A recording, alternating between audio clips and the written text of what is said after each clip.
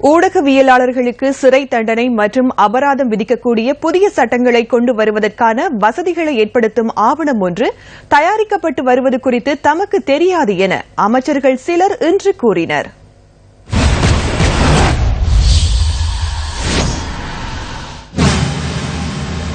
செய்தி ஊடக தர நிர்ணய சுயாதீன பேரவை சட்டம் என இந்த ஆவணம் பெயரிடப்பட்டுள்ளது. ஊடகவியலாளர்களுக்கு சிறை தண்டனை மற்றும் அபராதம் விதிப்பதற்கான சந்தர்ப்பத்தை ஏற்படுத்தும் சட்டங்களை வகுக்க யோசனைகள் உள்ளடக்கப்பட்டுள்ளன. அத்துடன் அந்த பேரவையின் தலைவர் பதவிக்கு ஓய்வு பெற்ற நீதிபதி அல்லது சட்டத்தரணி ஒருவர் நியமிக்கப்பட வேண்டும் எனவும் அதில் தெரிவிக்கப்பட்டுள்ளது.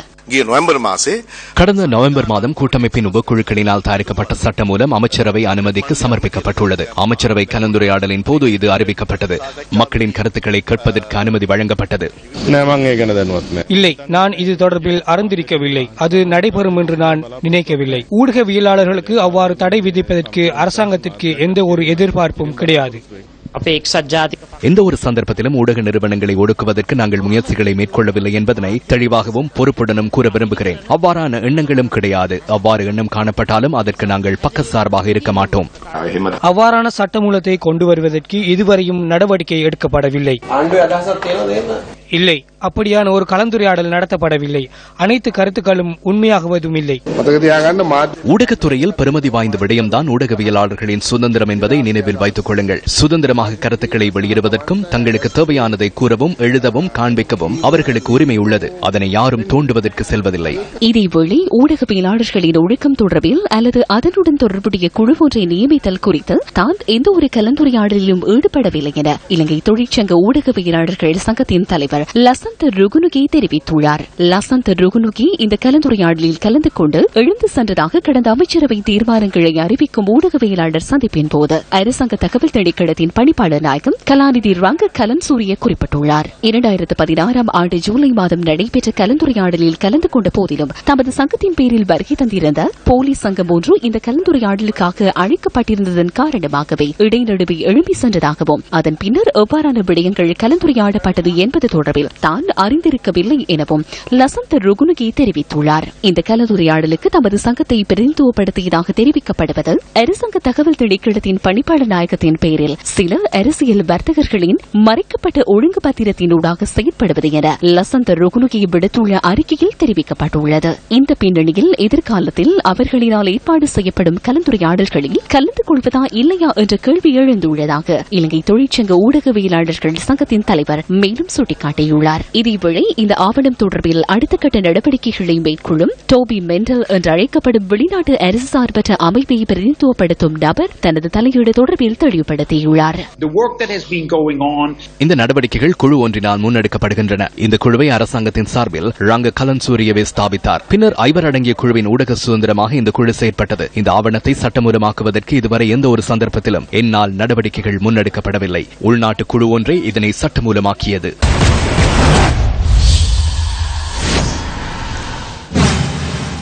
நாட்டில் நிலவும் வறட்சியினால் 8 லட்சத்துக்கும் அதிகமானோர் பாதிக்கப்பட்டுள்ளனர். வடக்கு, கிழக்கு, வடமத்திய மாகாணங்களைச் சேர்ந்த மக்களே வறட்சியினால் அதிகம் பாதிக்கப்பட்டுள்ளதாக இடர் முகாமைத்துவ நிலையம் குறிப்பிடுகிறது. யாழ் மாவட்டத்தில் 34,195 குடும்பங்களை சேர்ந்த 1,24,268 பேர் வறட்சியால் பாதிக்கப்பட்டுள்ளனர். யாழ் மாவட்டத்தின் சாவுகச்சேரி பிரதேசத்திலேயே அதிகளவிலானோர் வறட்சியினால் பாதிக்கப்பட்டுள்ளனர். 11,640 குடும்பங்களை சேர்ந்த மக்கள் இவ்வாறு பாதிக்கப்பட்டுள்ளனர். தெள்ளிப்பளையில் 3,279 குடும்பங்களும், வேலணையில் 3,182 குடும்பங்களும், காரை நகரில் 3,506 குடும்பங்களும், சண்டிலிப்பாயில் 2,710 குடும்பங்களும், சங்கானையில் 2,889 குடும்பங்களும், ஊர்காவட்டுறையில் 1,699 குடும்பங்களும், நெடுந்தீவில் 1,420 குடும்பங்களும், கோப்பாயில் 1,295 குடும்பங்களும் பாதிக்கப்பட்டுள்ளன.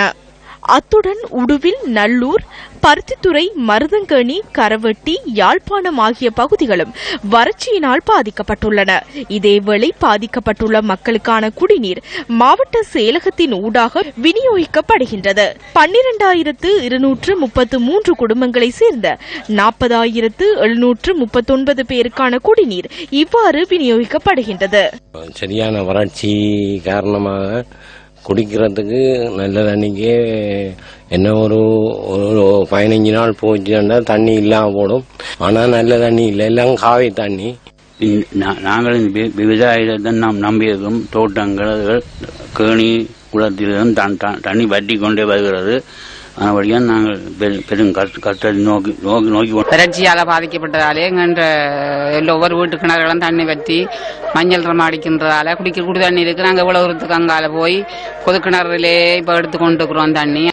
இதேவேளை கிளிநொச்சியிலும் 23,206 குடும்பங்களை சேர்ந்த 80,973 பேர் வறட்சியினால் பாதிக்கப்பட்டுள்ளனர். மாவட்டத்தின் கரைச்சி, கண்டாவளை, பூநகரி மற்றும் பச்சிலைப்பள்ளி ஆகிய பகுதிகளே வறட்சியினால் அதிகளவில் பாதிக்கப்பட்டுள்ளதாக மாவட்ட இடர் முகாமைத்துவ நிலையம் குறிப்பிடுகின்றது. மக்கள் மாத்திரமின்றி கால்நடைகளும் நீருக்காக அலைந்து திரியும் காட்சிகள் எமது கேமராவில் இவ்வாறு பதிவாகின. வாய்க்காலுக்கு தான் போறது, அதுவும் அடுத்தடுத்த மதம் பத்திரும். வாய்க்காலும் பத்தினா எங்களுக்கு தண்ணியே இருக்காது. பிள்ளைகள் பள்ளிக்கூடத்துக்கு இப்படியே குளிக்க தண்ணியும் இல்லை. குளத்துல ஏற்றி கொண்டு போய் தான் குளிக்க பார்த்து தண்ணி எடுக்கணும். கிழக்கு மாகாண மக்களும் வறட்சியினால் பெரிதும் பாதிக்கப்பட்டுள்ளனர். மட்டக்களப்பு வாகனேரி நீர்ப்பாசன திட்டத்தின் கீழ் மக்கிலானை பள்ளிமடு விவசாய கண்டத்தில் 280 ஏக்கர் நிலப்பரப்பிலும், அடம்படி, வட்டுவான், பருத்திச்சேனையில் 300 ஏக்கர் நிலப்பரப்பில் பயிற்சிகை மேற்கொள்ளப்படுகின்றது. இம்முறை ஏற்பட்டுள்ள வறட்சி காரணமாகவும் சிறுபோகத்தின் போது முறையான நீர்ப்பாசனம் இன்மையாலும் பயிர் நிலங்கள் முற்றாக அழிவடைந்துள்ளன. இதனால் சுமார் 500 விவசாய குடும்பங்கள் தமது வாழ்வாதாரத்தை இழந்துள்ளன.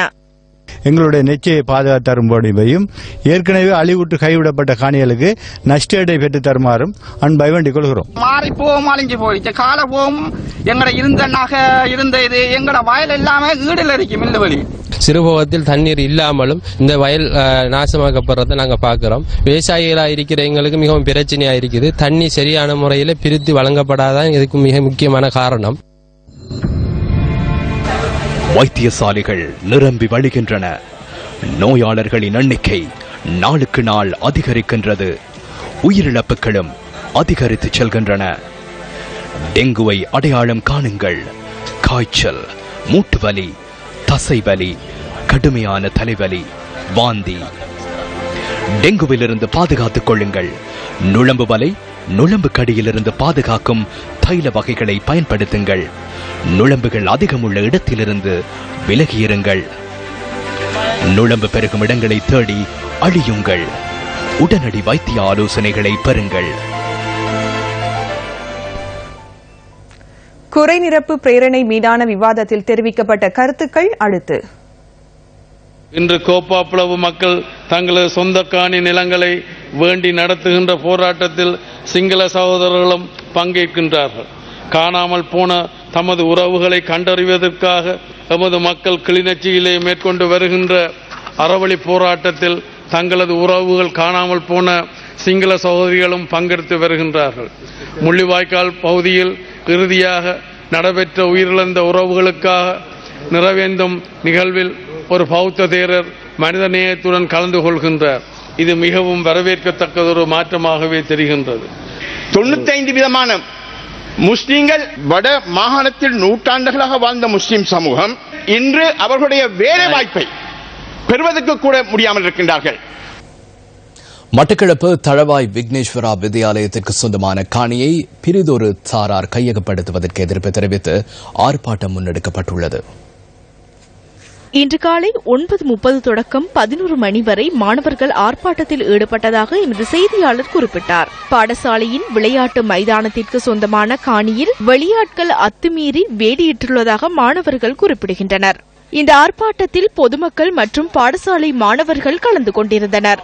ஆர்ப்பாட்டம் இடம்பெற்ற போது பாராளுமன்ற உறுப்பினர் எஸ். வியாளேந்திரனும் அங்கு வருகை தந்திருந்தார். இந்த பிரச்சினைக்கு அதிகாரிகள் விரைவில் தீர்வு வழங்க வேண்டும் என மட்டக்களப்பு தளவாய் விக்னேஸ்வரா வித்யாலய மாணவர்கள் கோரிக்கை விடுத்துள்ளனர். முறையாக சட்டபூர்வமாக நடக்குது, மூடவுக்கு நியாயம் இருக்குது, நீங்கள் ஒன்றும் குழப்பிக் கொள்ள தேவையில்லை.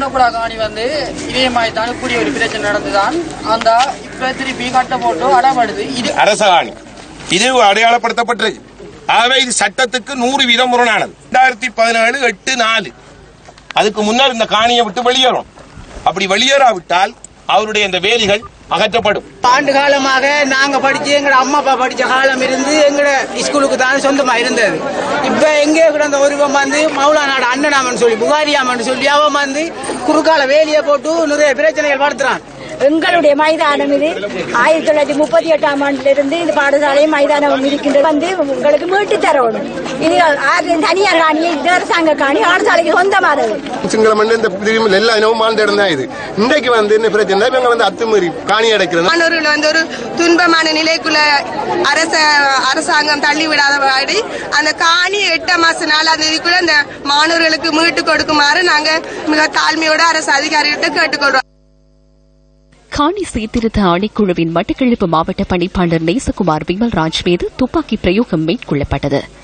காயமடைந்த மாவட்ட பணிப்பாளர் முதலில் களுவாஞ்சிக்குடி வைத்தியசாலையில் அனுமதிக்கப்பட்டு பின்னர் மட்டக்களப்பு போதனா வைத்தியசாலைக்கு மாற்றப்பட்டார். நேசகுமார் விமல்ராஜ் மீது நடத்தப்பட்ட துப்பாக்கி பிரயோகம் தொடர்பில் விசாரணைகளை மேற்கொள்வதற்காக 2 விசேட போலீஸ் குழுக்கள் நியமிக்கப்பட்டன. துப்பாக்கி பிரயோக சம்பவத்தை கண்டித்து மட்டக்களப்பு மாவட்ட செயலகத்துக்கு முன்பாக மௌன கண்டன கவனஈர்ப்பு போராட்டம். நேசகுமார் விமல்ராஜ் சுயவிருப்பின் பேரில் மட்டக்களப்பு போதனா வைத்தியசாலையிலிருந்து வெளியேறி கொழும்பில் உள்ள தனியார் வைத்தியசாலையில் அனுமதிக்கப்பட்டதாக காணி அமைச்சர் ஜான் அமரதுங்க கூறினார். விமல்ராஜ் மீதான துப்பாக்கி பிரயோக சம்பவத்தை கண்டித்து மட்டக்களப்பு கிரான் குளத்தில் ஆர்ப்பாட்டம் முன்னெடுக்கப்பட்டது. இந்த ஆர்ப்பாட்டத்தில் அரசியல் பிரதிநிதிகளும் கலந்து கொண்டனர். நேசகுமார் விமல்ராஜ் மீதான துப்பாக்கி பிரயோகத்தை கண்டித்தும் குற்றவாளிகள் தண்டிக்கப்பட வேண்டும் என வலியுறுத்தியும் யாழ் மாவட்ட செயலக உத்தியோகத்தர்கள் கண்டன போராட்டத்தில் ஈடுபட்டனர். துப்பாக்கிச்சூட்டு சம்பவம் இடம்பெற்ற இடத்திலிருந்து போலீஸ் பாதுகாப்புடன் மூடப்பட்டிருந்த நேசகுமார் விமல்ராஜின் வீடு 13 நாட்களின் பின்னர் திறக்கப்பட்டது.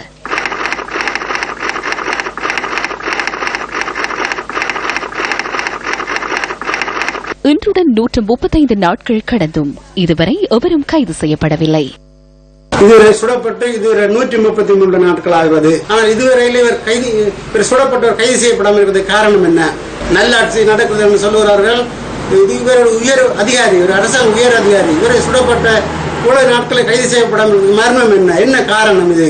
காணி சீர்திருத்த ஆணையாளர் திரு விமல்ராஜ் அவர்கள் சுடப்பட்டு இன்றோடு எத்தனையோ மாதங்கள் கடந்து விட்டன. இதுவரை எவருமே அது தொடர்பாக எந்த ஒரு நடவடிக்கையும் எடுத்தாக தெரியவில்லை. எமது மட்டக்களப்பு பாராளுமன்ற உறுப்பினர்கள் அத்தனை பேர் இருந்தும் ஏன் இதை தட்டி கேட்க தயங்குகிறார்கள் என்று தெரியவில்லை. என்ன காரணம்? செய்தவர்கள் யார், இதை செய்வித்தவர் யார் என்பதை கண்டுபிடிப்பதற்கு ஏன் இவ்வளவு காலம் அரசாங்கம் தாமதிக்கின்றது? ஒவ்வொரு மனிதனையும் சமூகத்தில் உயரிய மதிப்புடையவனாக உருவாக்குவதில் ஆசிரியர்களின் பங்கு அளப்பரியது. அத்தகு பெருமைமிகு ஆசிரியர் சேவை உரிய முறையில் வழங்கப்படும் பட்சத்திலேயே சிறந்த மாணவ சமூகத்தை உருவாக்க முடியும். இருந்தபோதும் எமது நாட்டின் பொருளாதாரத்தை தோள்களில் தாங்கும் மலையக பெருந்தோட்ட தொழிலாளர்களின் குழந்தைகள் தமது கல்வியை தொடர்வதில் தொடர்ந்தும் இடையூறுகளை சந்தித்து வருகின்றமை வேதனையாகும். கேகாலை மாலிபுட நகரில் இருந்து சுமார் 18 கிலோமீட்டர் தொலைவில் டபார் தோட்டம் அமைந்துள்ளது. மிகவும் கஷ்ட பிரதேசமான இந்த தோட்டத்தில் உள்ள ஆரம்ப பிரிவு மாணவர்களின் கல்வி நடவடிக்கைகளுக்காக டபார் தமிழ் வித்தியாலயம் செயற்பட்டு வருகின்றது. 1 தொடக்கம் 5 வரையான வகுப்புகளை கொண்ட இந்த பாடசாலையில் 90 மாணவர்கள் கல்வி கற்கின்றனர். கடந்த 4 வருடங்களாக ஒரே ஒரு ஆசிரியர் மாத்திரமே இந்த பாடசாலையில் சேவையாற்றி வருகின்றார். தூர பிரதேசத்தில் உள்ள இந்த பாடசாலையை ஆசிரியர்கள் புறக்கணித்து வருகின்றவையே இதற்கு காரணமாகும். இதனால் மாலிபுட டபார் தோட்டத்தில் உள்ள இந்த மாணவர்களின் எதிர்காலம் கேள்விக்குறியாகியுள்ளது. எங்களோட பாடசாலையில ஆசிரியர் பற்றாக்குறை இருக்கிறதுனால தான் நான் இந்த பேரண்ட்ஸ் படிப்பிக்கிற சில முன்ன படிச்ச பிள்ளைகள் இருக்காங்க, பேரண்ட்ஸா இருக்காங்க, அவங்கள வர சொல்லி இந்த பிள்ளைகளுக்கு எந்த கொடுப்பனும் இல்லாம படிப்பிக்கிறாங்க. எழுத்து வாசிப்பு அதோ சரி இந்த பிள்ளை சொல்லிக் கொடுத்தால் எதிர்காலத்தில் அவங்க ஏதாவது செய்து போவாங்க, ஆசிரியர் கிடைக்கும் வரைக்கும் உண்மையிலேயே அந்த பெற்றோர்களுக்கு நாங்கள் எந்த கொடுப்பனும் நான் கொடுக்கறதில்ல. அவர்களாகவே உணர்ந்து வந்து தான் அந்த இருக்கிற டைமில் எங்களுக்கு படிப்பிச்சு கொடுக்கும். அந்த பிள்ளைகளுக்கு 1 பிள்ளைகளுக்கு ஆசிரியர் 5 பேர் தேவை. இப்போ நான் 2 ஆசிரியர் இருக்கிறோம். அதிலும் ஒருவர் சுகையான காரணத்தால் வரவில்லை. இப்போ தனியாக நான் அதிபராக இருந்து நான் எல்லாம் செய்து போகிறேன். அந்த உதவி பெற்றோட உதவியை தான் நான் செய்து போயிட்டு இருக்கேன். ஓரளவு நான் எதிர்பார்க்குறேன் அந்த பிள்ளைகளை பாஸ் பண்ண விளையாட்டியும் அந்த 100க்கு மேலே இருந்து அந்த பிள்ளைகளை பெற்றுக்கொள்ளக்கூடிய ஏற்பாடுகள் செய்து கொடுப்போம் அப்படிங்கிற ஒரு எண்ணத்தில் தான் நான் செய்துட்டு போகிறோம். மேலேயான செயலமர்வுலாம் செய்து மேலே வினாப்பத்திரை கொண்டவர்கள் பயிற்சிகளை கொடுத்து இந்த சிறார்களின் எதிர்காலத்தை கருத்தில் கொண்டு குறித்த பாடசாலையில் கல்வி கற்கும் மாணவன் ஒருவரின் தாயார் கடந்த சில வருடங்களாக தொண்டு அடிப்படையில் 1ஆம் தர மாணவர்களுக்கு கற்பித்து வருகின்றார். நபார் ஸ்கூல்ல டீச்சர்ஸ் மாருங்க குறவுனால இனி வாலண்டியர்ஸா போட்டிருக்காங்க. நான் இதுக்கு முதல்ல 4 வருஷம் வேலை செஞ்சிருக்கிறேன். இப்போது ஒரு கொடுப்பனமும் இல்லாம அதிபர் என்ன வர வச்சு என்னோட பேசி டீச்சர்ஸ் மாருங்க எல்லாம் என்னால என்ன போட்டிருக்கிறாங்க. இந்த வகுப்புக்கு 1ஆம் ஆண்டு தான் நான் படிப்பிக்கிறேன். என்னால என்றதை நான் சரிவர செஞ்சுக்கிட்டு வரேன். அதே மாதிரி மற்ற வகுப்புகளுக்கும் டீச்சர்ஸ் மாருங்க இல்ல. இது தொடர்பில் சபரிகமோ மாகாண முதலமைச்சர் மஹிபால ஹேரத்திடம் நியூஸ் ஃபர்ஸ்ட் வினவியது. தமது செயலாளருடன் கலந்துரையாடியதன் பின்னர் இது தொடர்பில் கருத்து தெரிவிப்பதாக முதலமைச்சர் தெரிவித்தார். பாடசாலை இருந்த போதிலும் கல்வியை தொடர முடியாதுள்ள ஆரம்ப பிரிவு மாணவர்கள் ஒரு புறம் இருக்க 5ஆம் தரத்துக்கு மேல் கல்வியை தொடர முடியாமல் இடைநடுவே கல்வியை கைவிட்ட மாணவர்களும் உள்ளனர்.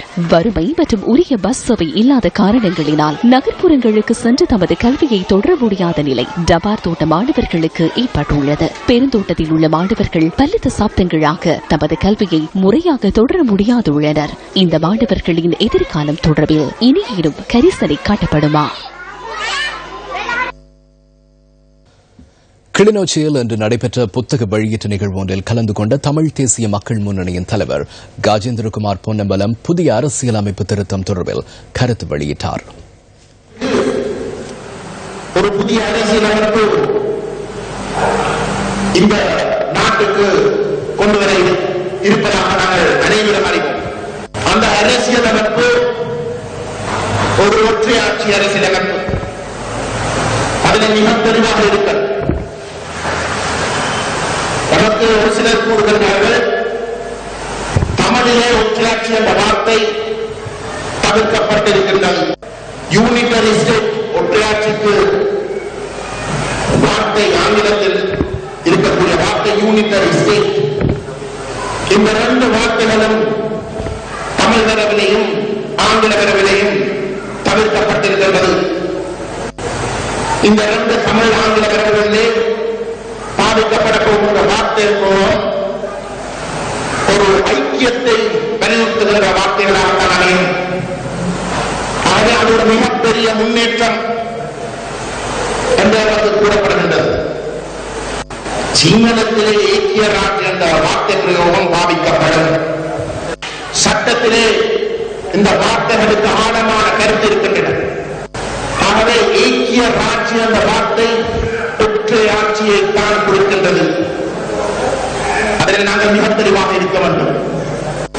ஆங்கிலத்திலே தமிழிலேயும் அந்த ஒற்றையாட்சிக்கு சமமான வார்த்தைகள் தவிர்க்கப்படுகின்றபடியால் வரப்போகின்ற அரசியலமைப்பு ஒற்றையாட்சி அல்ல என்று நாங்கள் நினைத்தால் அது முட்டாள்தனம்.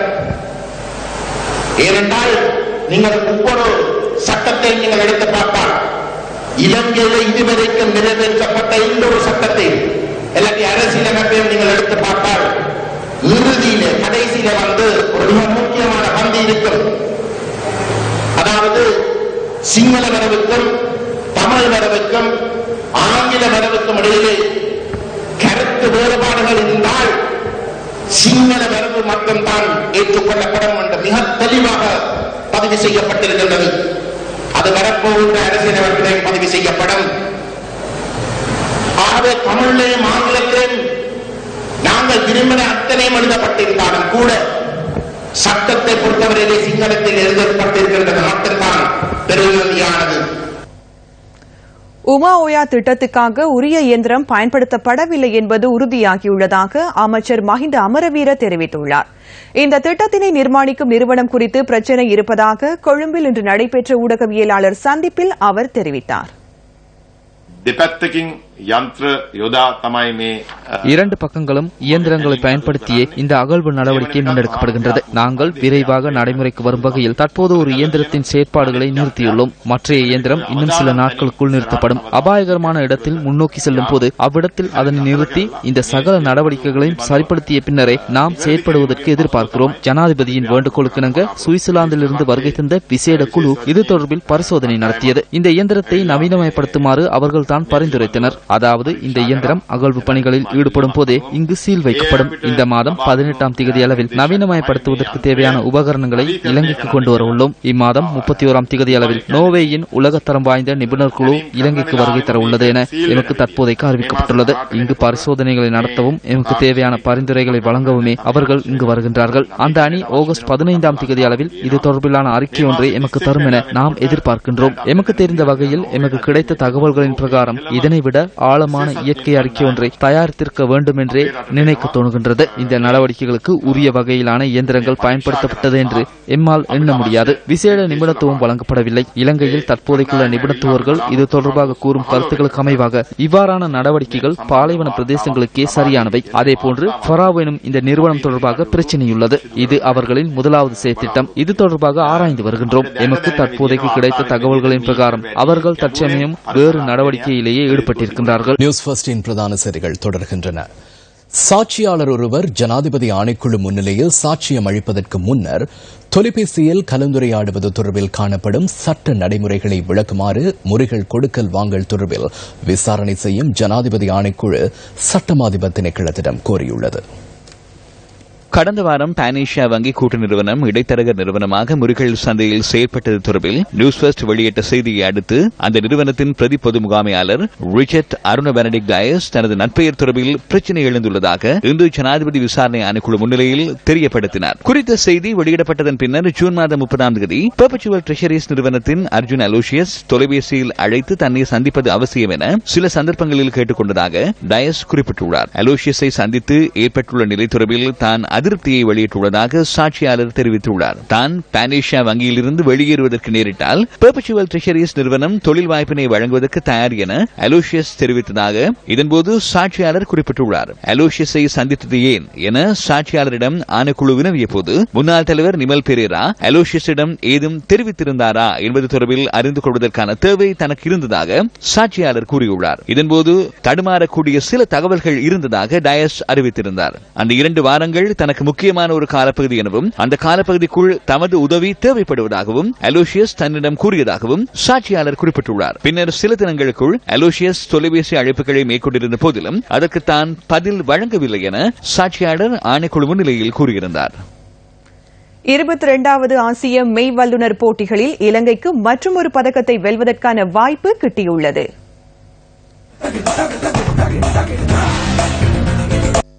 22வது ஆசிய மெய்வல்லுநர் போட்டிகள் ஒடிசா மாநிலத்தின் புவனேஸ்வர் காலிங்கா மைதானத்தில் நடைபெறுகிறது. இதில் இன்று நடைபெற்ற ஆடவருக்கான 4 தர 100 மீட்டர் அஞ்சலோட்டத்தில் இலங்கை குழாம் இறுதிப் போட்டிக்கு முன்னேறியது.